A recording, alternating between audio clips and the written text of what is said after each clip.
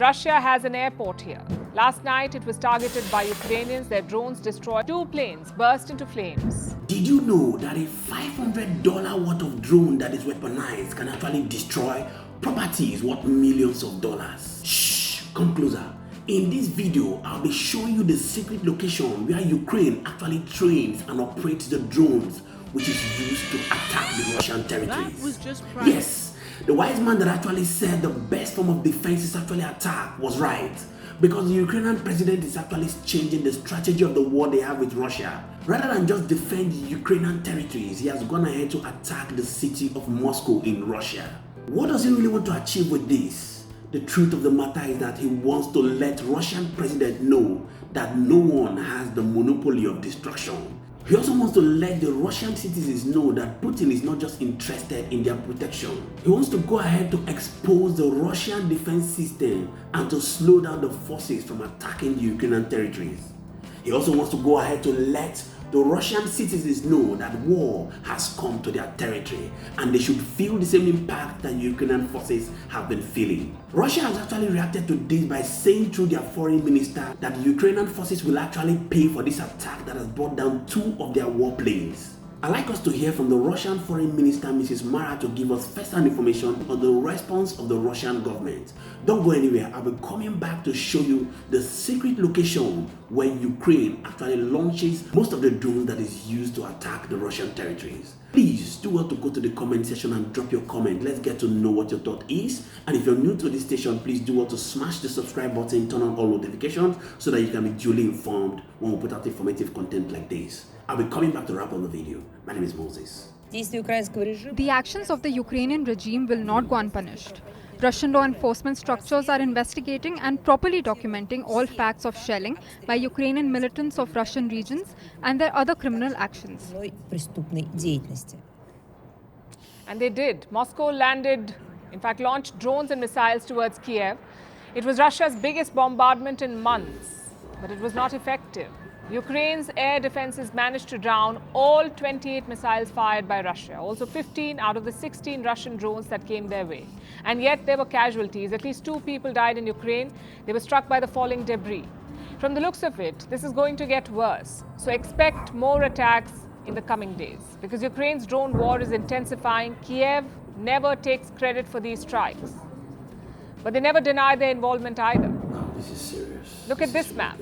It shows all the drone attacks Russia has suffered till early August. A large number of them happened near the border. Now look at the southern region, that's Crimea.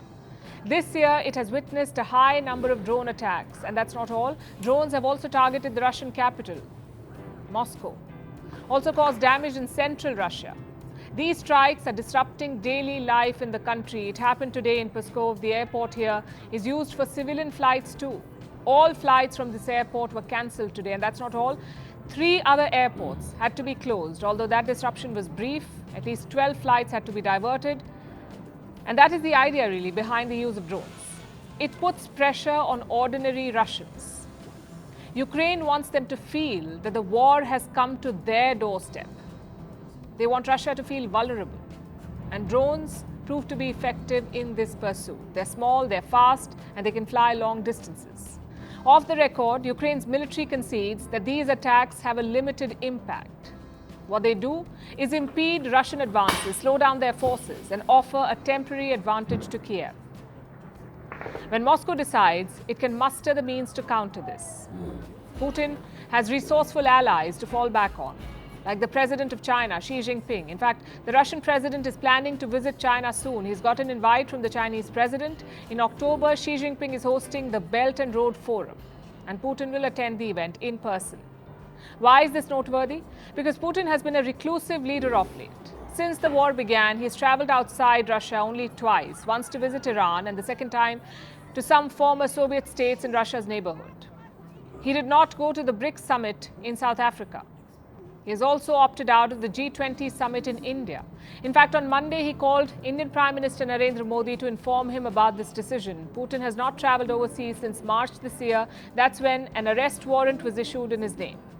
The International Criminal Court had found him guilty of war crimes. So Putin has become more selective about his travel plans. Reports say he's willing to visit only those countries where his security and safety is guaranteed, and clearly he deems China to be safe. His last visit to China was in February 2022, less than 3 weeks before he invaded Ukraine. That's when Putin and Xi declared a no-limits partnership. A Russia-China no-limits partnership. Yes, the Russian territory has actually matched their word with action by sending out 28 missiles to the Ukrainian territories. But unfortunately, these missiles were actually put down by the air defense system of the Ukrainian forces, and it has actually produced little or no significant impact. Let's take a look at the secret location where Ukraine stays to actually produce and send out these drones that is used to attack the Russian territory in a bid to show the Russian forces that they do not have the monopoly of destruction. Drones are becoming a game changer in this fight. Their use is being watched closely by experts around the world. As some say, they're transforming the nature of war itself. But in this counteroffensive, military officials say Ukraine is losing more than 40 drones a day. So ordinary citizens are being recruited to make up the shortfall for the front lines, as we saw at a drone training center here in Ukraine.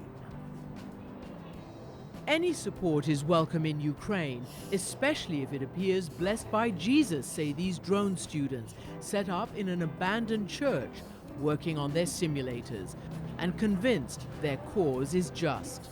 We do whatever we can now to resist, because Russians want to kill all called us. This is genocide. Next door in the construct and repair class, Yulia solders and tweaks and teaches. This part is fairly simple and fun, she says.